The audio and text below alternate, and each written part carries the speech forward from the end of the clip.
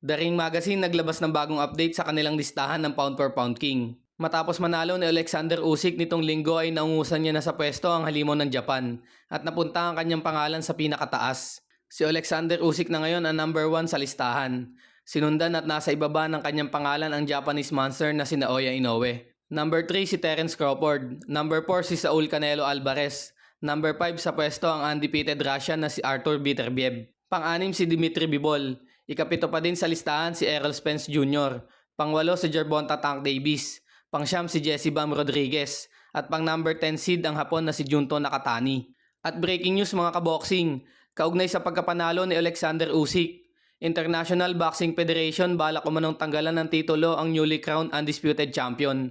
Pahayag ni Michael Benson sa kanyang post na pinagpaplanuhan ng IBF na tanggalan o ipabakante ang titulo kay Usyk sa loob ng 2 linggo. Ang titulong posibleng ibakante ni Usyk ay ang maaaring paglabanan ng dalawang fighter na magsasalpukan sa 5v5 series sa Riyadh, Saudi Arabia. Sa pagitan ni Croatian fighter at number 1 mandatory challenger sa IBF heavyweight title na si Filip Hrgović kontra Daniel Dubois ngayong darating na June 1. At kung sino umano manalo sa tapatang ito ay agad ipapalaban kay Anthony Joshua. Ayon naman sa Boxing News 24, nabuo ang desisyon ng IBF na baklasan ng titulo si Alexander Usyk sa kadahilanang hindi nila gusto ang binabalak na rematch ng Usyk-Fury mega fight. Sa mga hindi nga po nakakaalam, ang naganap na sagupaan sa heavyweight undisputed title match ni Fury at Usyk ay may nakasaad po na rematch clause at posibleng ganapin sa Oktubre. Kung kaya't dahil dito ay binigyan nila ng pagkakataon ng number 1 mandatory challenger na si Filip Hrgović para sa titulong ito. At hindi na sila umano interesado na antayin pa ang resulta ng Usyk-Fury rematch. Isa pang dahilan ay matagal na umanong nag-aantay ng title shot si Hrgović at matatawag na itong overdue mandatory. Ibig sabihin din ito ay nag-giveaway si Filip Hrgović para bigyan daan ang mega showdown ng dalawang fighter para sa undisputed championship battle.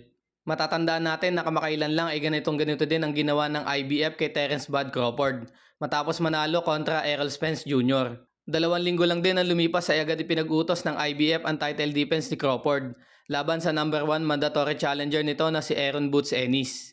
Subalit dahil may rematch clause na nakasaad sa kanilang laban ni Errol Spence Jr. at sa hindi pagsagot ni Terence Crawford sa utos ng IBF, tuluyang binaklas ang titulo sa kanya at inelevate galing interim champion to full-time champion si Jaron Boots Ennis. Sa kabilang balita naman mga kaboxing, rematch sa pagitan ni Josh Taylor at Jack Catterall sa junior welterweight division ngayong darating na linggo May 25 dito sa Pilipinas.